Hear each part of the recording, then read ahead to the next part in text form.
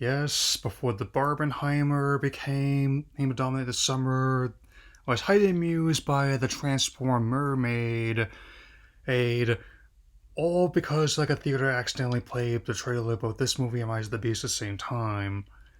Hello everyone, and now I've finally seen the live action version of Little Mermaid that came out earlier this year, directed by Rob Marshall, whose previous works include The Likes of Chicago and Mary Poppins Returns, both films I enjoyed. I definitely did not have the same kind of hangups with this movie as others did, and now that I have seen it, I can definitely say there were things to show you in a couple hours, so let's get started. So, it's a story that has been passed down many, many times, and even before this most recent incarnation, has been adapted many, many times around the world. And I even made sure to not only reread a version of the original Anderson story, but also rewatch the original 1989 animated classic before I watch this one, talk about it. And there will be spoilers to address in regards to the changes. Just I'll give you a moment to jump to get into that. But the basic story remains the same. A young mermaid named Ariel, played in this one by Halle Bailey.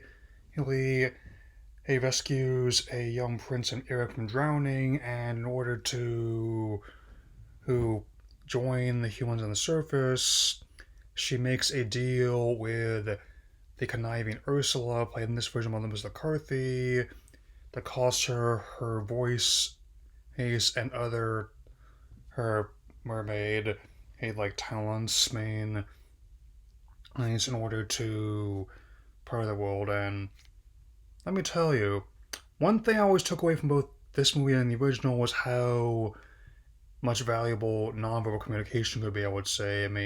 It's got a lot of heat for that, but like how the body language was quite expressive. As an any medium, heck, I'm still amused by how Gromit can put so much emotion on just the one eyebrow.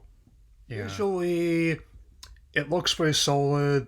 Well, at minimum, about $200 million were spent on this, and I've seen some estimates that go higher. And all things considered, even with how unpredictable this summer ended up being, it still made respectable amounts. $298 million domestically, almost $300 million, and $569 million worldwide, almost $570 million. Not quite as much as other live action versions have, but still solid numbers. Not sure how well it'll do on D Plus and digital, but it seems like it'll probably be everybody's such a draw as like the original was, which given how many times it's been shown, and believe it or not, this is actually not the strangest take on this tale I've been exposed to, even under their umbrella. That would probably go to Kingdom Hearts and Words of the Wise. Ursula in those games borders on from soft levels of difficulty in some respects. And with that in mind, I'm not going to be getting into spoiler territory and the changes made to this version so get ready to jump in 3, 2.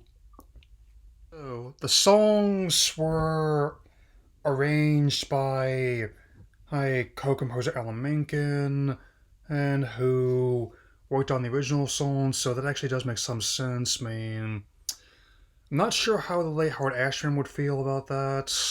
But that's the whole thing.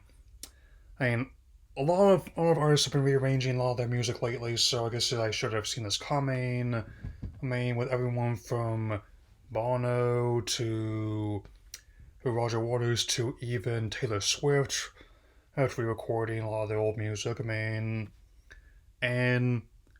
I definitely want to make clear that even though I do not put the original film in the same puzzles, others definitely understand its appeal.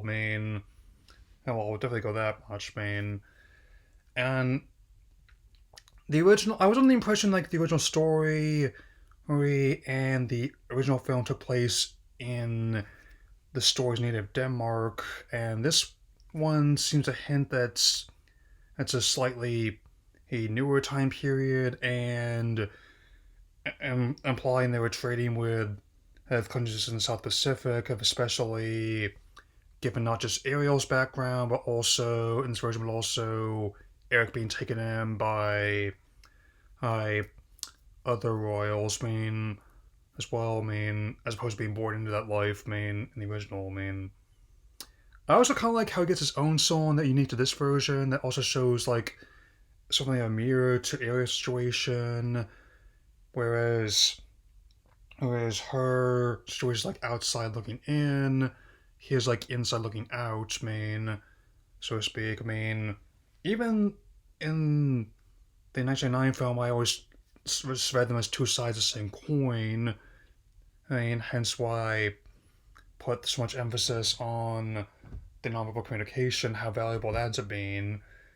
And even though they ended up cutting like the latest Poisson sequence, as well as the person who's selling it, Chef Louis, I mean, hey, I personally think it would have been pretty tricky to find someone who could match the late great Rene Auberjonois' skills. I mean, come on, everybody loved Odo in Deep Space Nine. I mean, come on.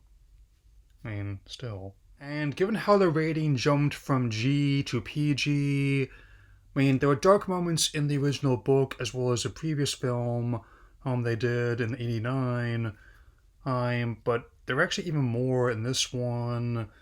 And I would say it's at least on par with what you would see in a more typical work from Marvel, Lucasfilm, and now Fox on this umbrella. I mean, since especially given how Ursula is even more of a threat than she was before, as well as her pet eels, Flotsam and Jetsam, who, on top of being enchanted, are also electrified in this version.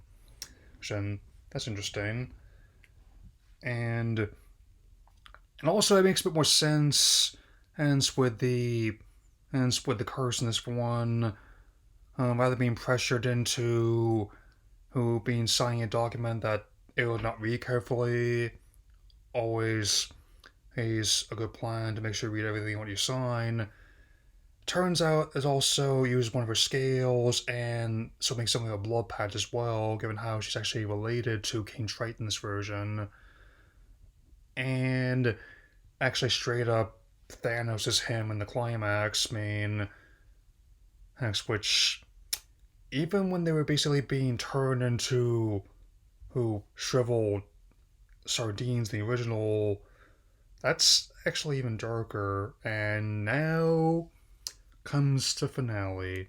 So, while the one-winged angel Ursula does still meet her end by a combination of her own hubris, being electrocuted by the trident, and being gored by one of the prows of the ship graveyard, the main difference is who's at the helm. This time was Eric in the original film, but Ariel was able to give it a good heave in this one, which also fits the whole thing's the most significant change, giving her, if you'll forgive this bit, more power. Yeah. So, well, this may not be my favorite live action version of one of the animated classics.